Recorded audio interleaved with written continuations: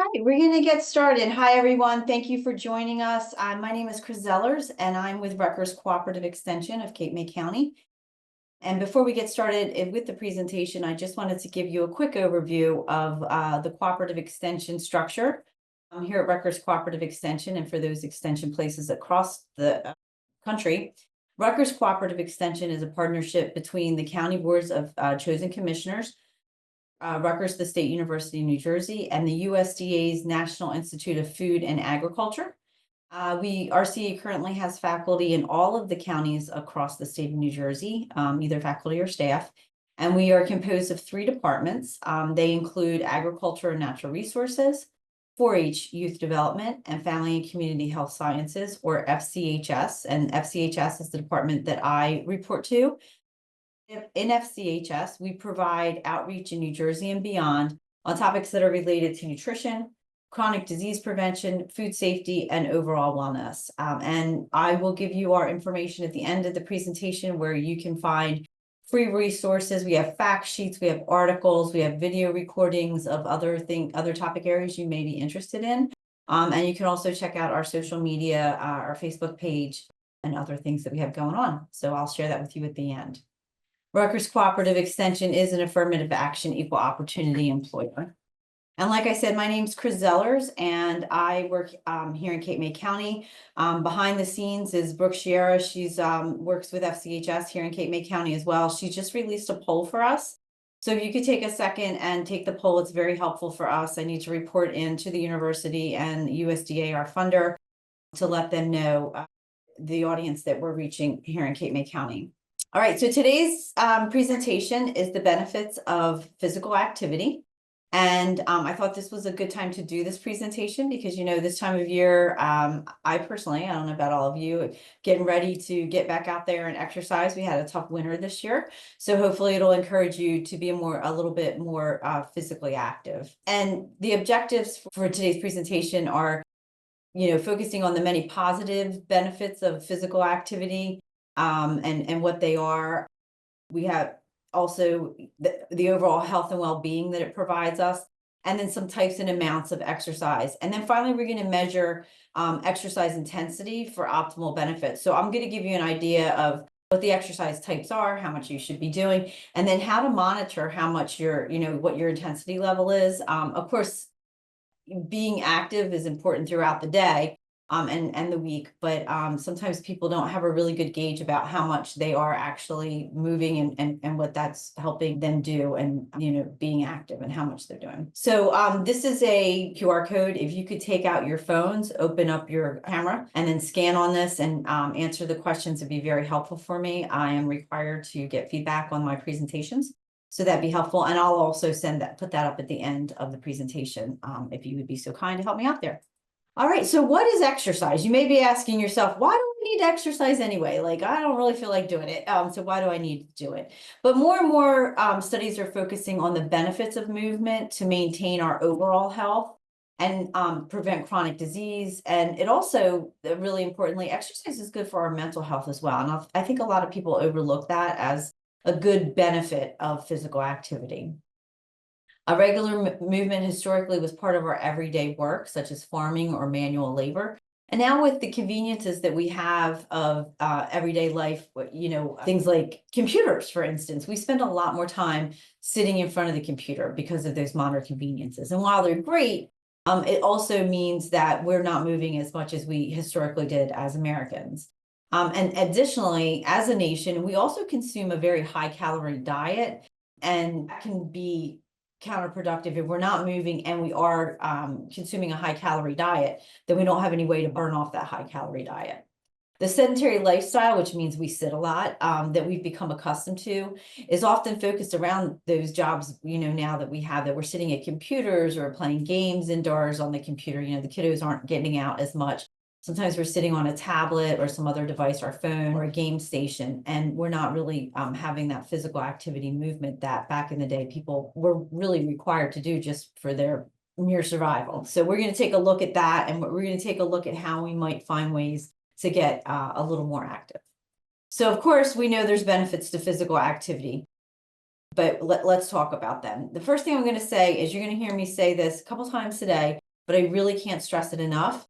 Safety is of the utmost importance when you're exercising. So you always want to talk to a doctor before you start any new exercise routine or before you add something new into your already existing routine. So be aware of that, especially if you have any special needs around that, like what things could be best for you. It might be really good to talk to that doc before you engage in anything, but don't use it as an excuse to not engage in physical activity. Get out there, talk to the doctor, and make sure that you're getting physically active. Physical activity benefits are numerous, and they can actually help prevent aging problems while making us feel energized and healthy. So the exercise benefits include disease prevention and reduces the effects of some diseases. So for instance, it can assist with delaying brain aging and preventing degenerative diseases such as Alzheimer's disease, diabetes, and multiple sclerosis. And that's according to an article published in ResearchGate titled Physical Activity and Brain Health. The CDC reports that participating in joint-friendly physical activity can improve arthritis pain. So it might be difficult to do it if you have arthritis, but the more that you're physically active, the more it's going to help with that pain. And again, consult your doctor. It could also help with your the function, your overall function. It can help with your mood and even improve your quality of life because you have a better outlook on life. It can help you to maintain a healthy weight. So there's a lot of both mental and physical benefits to that. Physical activity done safely and appropriately also helps us to maintain that healthy weight, and that could reduce the incidence of these chronic diseases that I mentioned, like cancers, also like cancer, heart disease, and diabetes. Physical activity improves cognitive processes and memories, and it has pain relieving and antidepressant effects, and it can even create a sense of well-being for us. Data has indicated that people who participate in regular activity are less likely to either have depression or develop depression in the future. And studies have also shown that exercise's ability to reduce anxiety while creating a sense of well-being is really apparent too. So again, this is all steeped in research, and so the proof is in the pudding. Like, we know these things are helping us. Exercise has also been shown to improve sleep habits in various studies. So, for example, sleep improvement was indicated in pregnant women who exercised early in pregnancy, according to an article published in Behavioral Sleep Medicine. And in a study called the SWAN study, women who were middle-aged had improved sleeping capabilities if they were active. By what it's showing us is by being active, it's more than doing just your everyday routine. So this means, like, in addition to, maybe gardening that you do routinely, or walking to the bus or something like that. This is in addition to, can help us sleep. So purposeful exercise, in other words. Stuff that's not regular in your regular routine. And of course, exercise should be seen for its benefits. So that's why I mentioned all those benefits versus the challenges. Exercise is not a punishment. It's meant to be something that you love. Do something that you love, so it'll encourage you to get out there and move and help you enjoy that movement. And also, it'll help you to experience all the health benefits that I just mentioned. So a lot of positive reasons to get out there and get moving. It's really never too late to start exercising, but obviously, again, you want to check with your doctor to make sure you meet your health needs. And exercise can really make a difference in everyday activities, according to the physical activity guidelines for Americans. So for instance, it could make, as we age especially, it could make eating, bathing, toileting, dressing, and getting in and out of bed easier. Even getting up from a chair could be easier, and things around that, getting around the neighborhood, getting around the house could be easier if you move regularly. So if you do not move regularly, think about ways that you can add it in gradually, so that as you age, you're more physically prepared for that. And even right now, it'll help you to be, better able to do things around the house and in everyday activities.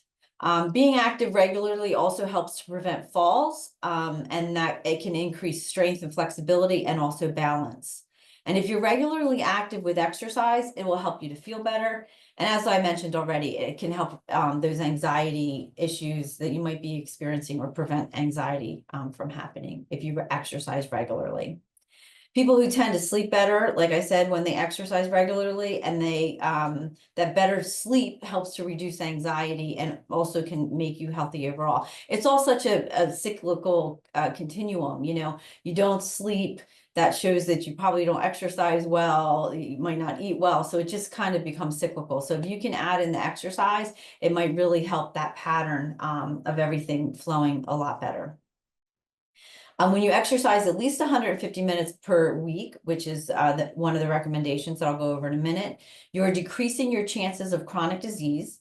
However, as you increase the amounts of exercise you do to up to 300 minutes, then the risks become even lower. So they do have a recommendation for at least 150 minutes a week to 300 a week. But as you get up towards that 300 mark, you're even taking a lot of the risks away even further.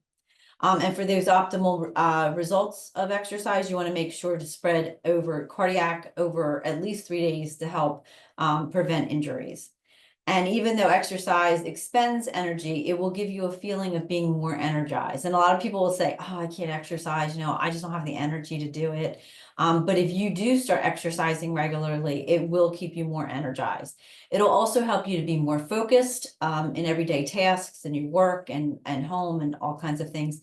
And it'll provide clearer thinking for you, and it can even make you happier. So why not, right? All right, so how much exercise do we need? According to the guidelines for physical activity guidelines for Americans, you wanted to have movement that's in addition, like I said already, in addition to your normal everyday activity. So things like walking to the bus stop, if you go to the bus stop every day, that's part of your normal everyday activity, and it should not be part of your exercise or physical activity routine. So we want to add other things in that are different and new to consider them in that. Think about things that make your heart pump. And maybe even break a little bit of a sweat when you consider it being exercise. Now, walking the dog can be exercise, but not if it's making you move at a good pace. But, if Snoopy's stopping every 10 seconds and you're not really moving, then that's probably, not really getting you a lot of exercise. That would be more leisurely than actual exercise. So again, the USDA recommends that adults exercise for 150 minutes per week, and they say per week so we can stretch that out over the week. It doesn't have to be all at once. And then they also suggest adding 2 additional days of weight-bearing exercise. And weight-bearing exercise is considered exercise that forces you to do work against gravity. Activities like swimming and biking are cardiovascular exercises that also strengthen muscles, and they would be included in that 150 cardiovascular minutes, but weightlifting and weight-bearing exercise could be counted in that 2 additional days. It's important to know too that older adults should do what they can and be safe when moving. And they still have the same recommendations of the 150 to 300 minutes a week. And then folks with chronic diseases, they might have varied amounts of activity and activity levels. However, it has been found that safe exercise is really beneficial for those who do have chronic diseases or a disability. And once again, check with your doctor on that to find out if you have a chronic disease, what you can do to still be able to be physically active. The recommendations for children are for 60 minutes a day. And that's important on numerous levels for children to be active. If children are active, it's great to include them with family physical activity or adult physical activity. Maybe go for bike rides or, take a jog with them, go for a walk, things like that, play at the park together. This teaches the children, that it's important to be physically active over the lifespan so that they don't just stop when they become adults. And it's also important to note that a lot of the schools no longer have a physical activity that takes that much time up in a day. So it's important that when they're out of school that they have that outside time and the time to be physically active for 60 minutes. So when you're thinking about the physical activity levels, moderate activity should be done at least 10-minute intervals to be beneficial. So as I said before, you're able to break up the physical activity over a week span and count, 150 to 300 in that week span. But if you can't get 30 minutes a day in, for instance, it's okay to break it up into smaller intervals. So for instance, if you can only get a few times a day, you can get some exercise in. Make sure you're getting at least 10 minutes at a time. So you can do 3 10-minute sessions during the day. So for instance, it maybe you get up 10 minutes early in the morning and you take a quick 10-minute walk before work. Then at lunchtime, you take a little break at lunchtime and take 10 minutes then. And then after work, again, 10 minutes. And then you're fitting in your 30 days. 30 minutes. But just make sure that you're, trying to engage in that in 10-minute intervals. We need that to get the heart pumping and to get the benefits out of it. And I'm going to talk in a minute about what moderate exercise means, just so you have an idea, again, with the gauges of levels and things like that. So let's talk about creating a varied exercise plan. And that's, it's really important to have a variety of exercises in your routine, because that's going to help to prevent injury or reduce injuries, and it's going to keep your body feeling good, right? If we do the same thing every day, that's not going to create that variety. So you want to try to mix it up a little bit. Too much of anything can cause a repetitive motion injury, and that's going to slow you down and prevent you from moving. So make sure to warm up and cool down before every exercise, and vary those exercises for the best outcomes. Stretching and warming up can prevent injury as well, and participating in a variety of movements can help with this as well. So as I mentioned before, consult that doc when you try a new exercise or add something in. But try always to have a combination of exercise so that you get the body moving and well in tune. And as you can see here on the screen, there's 3 main areas of exercise classifications. They're aerobic, or also called cardio, strength training, and then stretching. And this is according to the American guidelines for physical activity again. So aerobic exercise is the first area, and that's also called cardiovascular exercise. And what that is any activity that uses large muscle groups. It can be maintained continuously, and it's more rhythmic in nature. And that's according to the American College of Sports Medicine. It includes things like cycling, dancing, hiking, jogging long distance, running long distance or short distance, swimming, and walking. And there's 3 levels of cardiovascular exercise. So there's light intensity activity, and that would equate to walking about 2 miles per hour.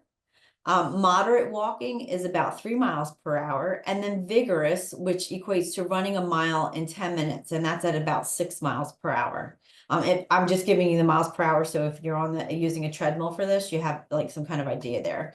Cardio is beneficial in several ways. First off, it burns calories really quickly. It helps you to control your appetite, so you eat less, and you may even prefer healthier food after you've had a good cardio workout, and it might help you to avoid some of the other things that you eat that aren't very nutrient dense. It helps to strengthen our heart because, your heart's a muscle as well. And as mentioned earlier, it can help you sleep better, and it can reduce those arthritis symptoms and joint stiffness. It can also lift your mood and make you feel better mentally and emotionally. And it can help prevent and manage high blood pressure, heart disease, and diabetes. So, I give this example a lot. My husband went to the doctor a few years ago, and doc said, you're going to have to start watching your blood pressure. You either are going to have to go on high blood pressure medicine because your blood pressure is getting borderline high, or you can lose some weight and, engage in regular physical activity. And so he went the route of physical activity, and he has gotten his blood pressure to a very manageable point now. He exercises regularly, and he has not had to go on medication. So it's been very preventative for him. And that's just an example of how you can work with your doctor to try to engage in that preventative medicine. So when you are doing regular cardiovascular activity, you should remember to warm up first, and then do the activity, and then do some type of cool down. Not all cardio aerobic exercise means you're going to go out and run a half marathon or a marathon. You can do small things every day. Walking is a wonderful cardiovascular exercise, and you can change the levels. You can increase them, you increase the length. So there's a lot of ways that you can make that beneficial. Remember, the recommendation suggests that some moderate to vigorous exercise, and those levels will differ depending on the individual, what their fitness level is, their abilities, their gender, and their age. So as a beginner of cardiovascular exercise, remember that your endurance might be very different from others. So take small steps so that you're not going overboard early. And just as a reminder, the guidelines for physical activity for Americans recommends 150 minutes for substantial health benefits for minimum. And then we get that additional benefit if we go up to 300 minutes. The higher levels of 300 could create an additional benefit for chronic disease prevention. All right, so next we have strength training. And again, it's important to make sure that our bodies are strong and to keep it performing as we wish for years to come. So even if you're young, and thinking that you don't really need to do it, strength training is just as important. And it's one of those variations that are needed to in our exercise routine to help keep us strong. Sometimes with strength training is called weight bearing exercise or muscle strengthening exercise. And it's suggested that strength training exercise be done 2 or more days per week and includes all the major muscle groups. Strength training could be a resistance exercise, such as a squat or a push-up or a resistance band. It could also involve weightlifting, or even yoga could be considered a strengthening exercise because it requires us to hold a position and it strengthens the whole body, and it provides like a body resistance for us. Strengthening your muscles also stimulates bone growth. It lowers blood pressure. It assists with weight control. It improves balance and posture, and it reduces stress and pain in the lower back and joints, according to Harvard Medical Schools. Once again, when strength training, make sure to warm up, use proper form, and don't overlift. I say that because I've taught in gyms for over 25 years now, and you go in the gym and you always, especially like in January, you see folks that are lifting this really heavy thing and they're throwing their bodies around. You want to make sure that you have good form and you're, engaging your core and your quadriceps. So there's things that you're doing to make sure you're doing it properly. If you're new to the gym, go and ask somebody that works there for help on how to do things if you're unsure, so you don't end up with an injury. And also make sure that you're not overdoing it, especially when you start. Nobody likes not being able to sit down on the toilet because you did 100 squats the first day you started exercising. So make sure to ease in slow, do little steps at a time, get professional help if you need it from a trainer at the gym or somebody else that get recommendations from a credible source. Try not to give up too. I know it's hard, but it takes 6 weeks to form a new habit. So don't go and lift for one day and say, I didn't lose any weight, my muscles don't look any bigger, because that's not going to be making any change. This needs to be a regular thing. Exercise needs to be regular over the course of the lifespan. And like I said before, it's never too late to start. Stretching is often overlooked, and it's an important component of exercise. Sometimes it's like, one more thing I got to add into my day, but it allows your muscles to become more flexible and longer, which will increase your mobility and your range of motion. So warm up your muscles first by maybe marching or doing some sort of light movement, like a light walk, so that your muscles aren't cold. And then stretch, do the stretches. When you do a stretch, make sure it's at comfort level. It should not be painful. So if it's hurting in a bad way, I always say there's good pain and there's bad pain. So good pain is when you feel the muscles and it feels like, oh, this feels good, this is good. But that bad pain is like, uh-oh, I've gone too far. So just be cautious about that so that you're feeling good and it's relaxing. Try to stretch every day or at least a few times a week. It's important to do this to protect your muscles and joints and tendons, especially as we age. It's really undervalued as we age. So it is an important part of your exercise routine. And stretching keeps muscle, like I said, it keeps them long and flexible and lean. It can help to improve our posture, our mobility, and our flexibility, and reduce pain. And examples of some stretching exercises that you can include in your everyday regimen is yoga, tai chi, or stretching on your own. Things like neck rolls. You can sit and do the neck rolls at your desk, right? Just take a little second, roll it around, do shoulder rolls. Things like hamstring stretches or bicep stretches help. I mean, tricep stretches help us. Ankle rolls, you can do that at the desk too. You just hold your legs up, start rolling the ankles, give them a little bit of flexibility, a little stretch, a little movement. Child's pose that you may be familiar with from yoga, that helps stretch the vertebrae, and that's a great one to do regularly, and it's pretty easy to do. So just ideas for getting that stretching in. So now that we know the different types of exercise, let's talk a little bit about knowing how hard you're working. So again, as I said, I've taught classes at different gyms for 25 years. And I've had people that come in every day and they do the same thing every day. And they're not really exerting themselves, and they want it, maybe they want to lose weight, or they want to be in better fitness. And they're like, hey, Chris, I'm not seeing any changes here. So then I have to kind of have a talk with them. Well, let's look at what your exertion level is, because maybe you're not exerting enough, or maybe you're exerting more than you think you are, and that might not be favorable either. So this is an example. I'll give you a couple different ways to look at this, but a good way to know how hard we're working when we're exercising is to understand the rate of perceived exertion. And again, give you some other ways in a minute, but this is this chart or example is the rate of perceived exertion chart. And it's helpful in determining just how much you're exerting yourself during exercise. And I'll send this out to everybody that was registered after the class. You don't have to memorize it or anything, but it's really helpful if you want to challenge yourself, or if you want to make sure you don't overexert yourself due to a health condition. The chart is based on physical sensations a person experiences during physical activity, and it includes like increased heart rate, increased respiration or breathing rate.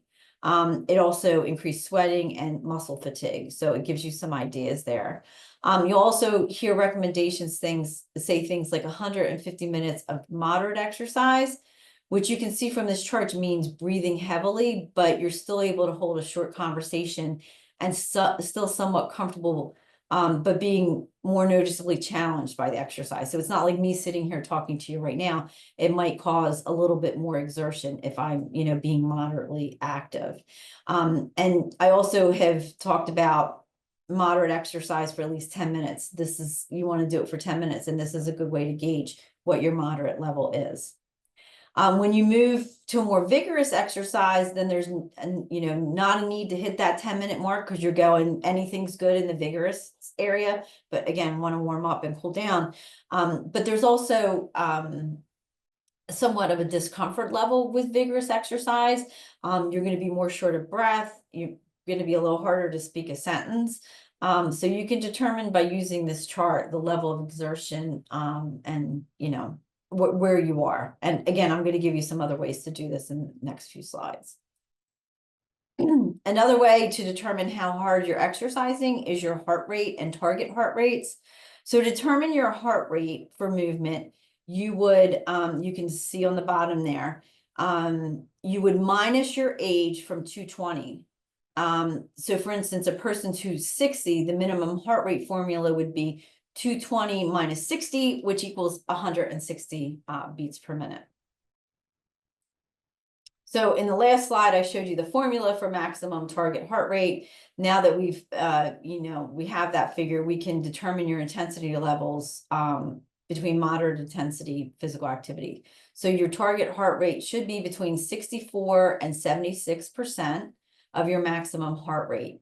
You can estimate your maximum heart rate based on your age. So remember, from the last slide, to estimate your maximum age-related heart rate, subtract your age from 220. So for example, for a 50-year-old person, the estimated maximum age-related heart rate would be calculated as 220 minus 50 years old, and that equals 170 beats per minute for your maximum.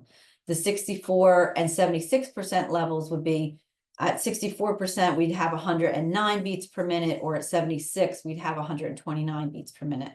And this shows that moderate intensity physical activity for a 50-year-old person will require that the heart rate remains between 109 and 129 beats per minute during physical activity. And then if you want to take it to that vigorous physical activity level, your target heart rate should be between 77% and 93% of your maximum heart rate. And to figure out this range, follow the same formula as used above, except change 64 and 76 to 77 and 93. So for example, for a 35-year-old person, the estimated age-related heart rate would be calculated as 220 minus 35 years equals 185 beats per minute. And the 77 and 93% levels would be 142 beats per 77% and 172 for 93%. And again, that's showing vigorous exercise for a 35-year-old person who's exercising. So that just gives you a rate. If you're trying to be in that moderate, great. You have that idea of how you're doing it. And if you're trying to be more vigorous, it gives you an idea how to bump it up a little bit.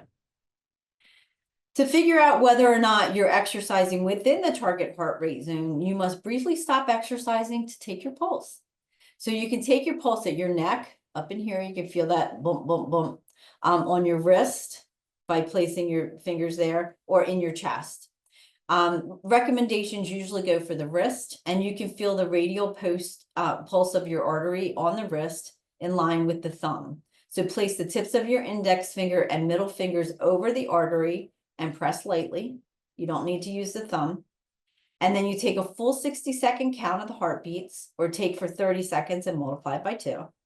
And start the count on a beat, which is counted as 0. So for example, if this number falls between 109 and 129, in the case of the 15-year-old person we gave an example of, that person was active within the target heart range for moderate intensity activity. And, it's good to know your heart rate when you're exercising, because it's going to give you that indication of what you're accomplishing and how intense you are, if you need to decrease or increase. All right, another way, I showed the chart and giving you a lot of math figures. And I know when the last thing I'm going to do when I'm exercising is try to figure out the math, right? I can't do math without being out of breath. So it's an easier way to determine how hard you're working while exercising to get to your maximum workout is, trying to do the talk test. So the CDC says, if you can talk, but you can't sing, you're doing moderate exercise. And again, this isn't as perfect of a science as what I just showed you, but it gives you an indicator. So if you can't sing, if you can, if you're walking really fast, you can walk by somebody, say, hey, what's up? That's fine, you're moderate. But if you can't sing too, you're not probably going to sing to somebody, but if you can't get that extra breath to sing, then you're doing a pretty moderate exercise. And examples of this in general would be, you can talk but not sing, as I said, and then walking briskly is like 3 miles an hour. As I said, that's like a faster pace, but not a race walk. Other things you could do would be maybe water aerobics, biking slower than 10 miles an hour. These are all on flat terrain. These are all moderate ideas. Tennis, doubles tennis would be moderate. Ballroom dancing, general gardening, they're all examples of moderate. But then if you want to do the vigorous, you're going to have a hard time saying a few words without pausing for a breath. And so examples of that vigorous exercise would be race walking, jogging or running, swimming laps, singles tennis, aerobic dancing, biking 10 miles per hour or faster, which may include hills, jumping rope, heavy gardening, with continuous like digging or hoeing would be vigorous, and then hiking uphill or with a heavy backpack on our back. They're all examples of vigorous exercise. All right, and then finally, before we finish up today, I just want to mention to everybody, it's really important, safety. I mentioned it a couple times, but check in with the doctor if you have to. But being safe when you exercise we're trying to prevent chronic disease by exercising and reaping the benefits of physical and mental health from exercising. So we don't want to spend any more time than we have to at the doctor. We're trying to prevent that, right? So make sure that you do things that create safety around your physical activity or exercise regimens. Always make sure to warm up and cool down. Don't just don't just go somewhere and start running. That's good. It could cause injury. Increase the amounts of exercise or physical activity you do gradually. and increase that intensity level gradually. So if you start out running 5 miles after being sedentary for years, you're probably going to have an injury, or you're not going to want to do it the next day because you're going to be sore. But the good news is when we do engage in regular physical activity over the lifespan, it helps us to get back in there quickly. If you've been physically active and then maybe, we've had kind of ill weather out to be outside. So maybe you haven't been out a lot in the last few months. If you were regularly physically active over your lifespan, then you're much more likely to jump into that. Your muscles will remember, so you'll be able to get back quicker, too. So that's another benefit as well. You want to make sure you listen to your body. Is it saying take the day off because you want to sleep longer? Or is that just an excuse because you don't feel like getting up, right? So your body will send you clues. And I always say there's good pain and there's bad pain. So this morning after my exercise, I said to my husband, I have good pain right now in comparison to what I was feeling the last few months from a pinched nerve in my hip. So the good pain is when your body, you've exercised and you can feel your muscles. They're a little sore, they're a little tight. But you know that you've done something to work them, and that's going to happen after you've worked yourself out. But the bad pain is like, okay, something's wrong. And in that case, you might have an injury. And so you might want to get that taken care of. So just say to yourself, listen to those body's clues, say, am I just making an excuse, or is it, really something might have happened here where I need to get medical attention, and attend to that. Don't put it off. Brooke just released another poll. If you all could fill that out for me, I'd be very grateful. I'd appreciate that. Okay, the other thing for safety is we want to make sure that we're wearing safe shoes and clothing that's appropriate for the activity. Gear can be really detrimental if it's not appropriate for the activity. Now, I'm not telling you, when I used to teach spin class, people would come out at the beginning of the year and they'd be head to toe in this spin gear. And you don't need all that. I'm not telling you to go out and buy a bunch of stuff. You don't need to buy a bunch of stuff to exercise, but just make sure that you have good footwear. It's important to keep your feet healthy. So make sure you have good footwear. If you notice like you're doing a regular physical activity and maybe your shins start to hurt, your feet start to hurt, maybe you want to look into getting some new footwear that'll support your body better. But you don't need a lot of things to be there, but make sure it's gear that is helping you and not hindering you. Also make sure that you're using things that are appropriate for what you're doing in the heat, right? Or the cool. So if it's too cold out, you want to make sure you dress warmly, but not too warmly that you're not, that you're uncomfortable. And same for the heat. You want to dress coolly, but not so cool. So, be mindful of that. Also want to make sure that you're in a safe environment. If you're in the gym, make sure you're giving yourself enough space from people around you. And if you're outside walking, make sure you're in a safe surrounding that's well lit and even ground so that you don't incur injury there. As I mentioned early on, proper form is really, really important. And as an instructor, I'm constantly yelling out, make sure you're doing this, make sure you're doing that, so that you have proper form maintained. There's always people, like I said before, trying to prove how awesome they are by, lifting this crazy weight and throwing their backs out and stuff like that. So make sure that you're in a healthy position. Your core and your back are well supported. You're lifting in a way that you can complete the exercise properly. And that's for any exercise. If you feel bad pain during or after doing something, you're probably not doing it right. So check into how to do it right so that you're not hurting yourself, because proper exercise is really, really important. And again, if you're going to a gym or you're there and don't know how to use equipment, it's okay to ask. Like ask somebody that's there professionally, so that they show you the right way to do it. Because if you ask somebody else or you watch somebody else, they might not be doing it right either. So make sure that you do ask for help from a professional at the gym. And then finally, safety is really key when exercising, and the goal is to continue moving. So make sure that you're doing things that keep you safe and make you want to keep exercising, and do what you love. Find that exercise. I mentioned a lot of them today. Move in a way that you love and makes you keep doing it. So moving away from a sedentary lifestyle, which has been shown to decrease the likelihood of obesity and chronic disease, might not come easy to everyone. And it can involve it can really involve more than just exercise. So final steps here, there's no specific amount of steps recommended.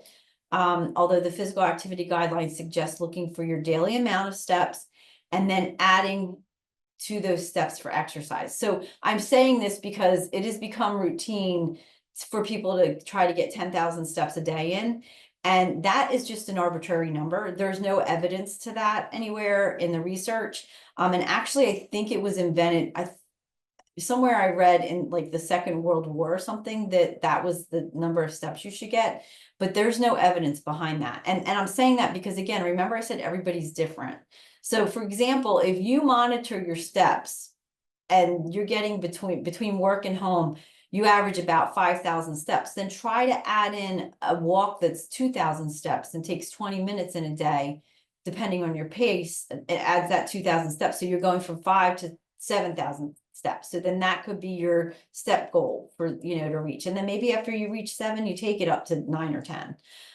Try to set a goal each day for yourself, to go beyond where you are now. It doesn't necessarily have to be 10,000 steps. If you're getting that already, then add to that. No matter what the number is, try to add to it. Just little things that can help you add in movement is what's important. If you work at a desk, then try standing and sitting 10 times, up and down, during the day, just to get your blood flowing, to change what you're doing. There's a lot of research now showing that taking little breaks throughout the day and moving around actually helps your productivity because you get your brain refreshed and your blood flowing. So try getting up and down, even if you just stand in place and get up and down 10 times. Another key to a small step is park further away in the parking lot or take the stairs instead of the elevator going into things. Maybe when you're at the dinner counter and you're making dinner at night, just try doing heel lifts. Just go up and down on your toes, up and down on your toes. Do that a couple times. Strengthen those calf muscles, and that'll help you get ready for exercising, maybe walking program, or do a little fitness. It's a little resistance for yourself. Maybe take the kids or the grandkids out for a bike ride or a walk. Take the dog for a walk or go for one yourself if you don't have a pooch, because they show that people that do have dogs actually move a little bit more than those that don't. So if you don't have one, then just make an excuse to go for a walk. And walking is an overlooked exercise that's really, can be beneficial for you. I talked already about taking small walks in the morning, during the day, and in the afternoon. That can be helpful. Separate your workload rather than leaving your office once during the day to walk down the hall for several, to pick up several things at the copier. Maybe do it several times a day so you get up and move during the day. Doing chores, try adding in steps by taking extra trips doing that too. So like maybe when you're doing the laundry, put the basket in on the bed and take the stuff out and move it out like a couple things at a time so that you get extra steps in there, or put one towel in the closet at a time to get extra steps in. You can find videos on the computer or maybe in your phone to do during your lunch hour for workout videos. Lunch at work is great, and it's a great time to add an exercise and get that, the movement in during the week. And it's going to, again, make you be more focused at the end of the day. And, everybody's day is really full. And I get that one of the biggest barriers to moving is getting it into the day, right? And you're tired at the end of the day. You don't want to add. But if you really take a step back and look at how you can focus your time in and where you're using your time, it might be really helpful to look at how much you're on your phone. A lot of the phones will give you a daily readout or a weekly readout of how much you're on your phone, and like just scanning. You could get 15 to 20 minutes easily in a day if you cut back on some of the social media activities or just like scrolling through the internet, watching videos of cats or something. So, you could get time in there. If you have to drive kids to practice or parents to doctor's appointments, if you're caring for someone, they're all ways that you can go in and, add extra time. So while they're in with the doctor, walk around the parking lot. When they're at soccer practice, walk around the field. They're just little ways to add it in. Maybe during commercial breaks, you get up and you do some stretching if you're watching TV. So I always used to tell the kids when I was in the schools, like, get up and do jumping jacks during the commercials, or run around the block if you're watching TV in a commercial. So just little ways to add in movement throughout the day. You know, if you put your mind to it, these little steps can really add to a lot of movement in your day and increase your activity levels. So go for it. See how you can add it in there. All right, so that's the end of the presentation. I didn't have I'll put my email in the chat. I didn't add it onto this one. But if there's any, you know, any questions that anybody has or any things that you'd like to do, and you're not quite sure, you know, like I'm going to send out how to take your heart rate and stuff like that, then please don't hesitate to reach out to me. I'm always just an email away. There's my email. Okay, so somebody asked in the chat about warm-ups and cool downs and what are some examples and how long. So the idea between a warm-up, about a warm-up and a cool down is that you just want to get your body moving a little bit. You know, you don't want the muscles to be ice cold. And I know during this time of year, for instance, it's cold outside, right? So if you're going outside, you might need a little bit more movement than you would say in July. And some examples of that are, you know, you can just kind of march in place if you want. And, you know, when you do that, you start feeling your muscles move and you start feeling that warm up. You could go for a little walk. So I know my daughter-in-law, before she starts her physical activity, she'll walk a block and then start the actual physical activity. So she'll walk a block, stop, stretch, and then go on and do the rest of her activity. So it's going to vary by everybody, but I would say a good 5 to 10 minutes, you know, 5 to 7 minutes, maybe, just to get the blood flowing and get that warm up going would be a good way to start there. And it doesn't have to be major. You're just trying to get you don't want to strain. You're just trying to get warmed up so that you can move those muscles and you don't, you know, start out real quick and heavy and all of a sudden you go, uh-oh. So you want to make sure that you do that. All right, well, thank you all for joining us. I appreciate it. And I'll send the recording as well. And if you have any questions, please don't hesitate to reach out.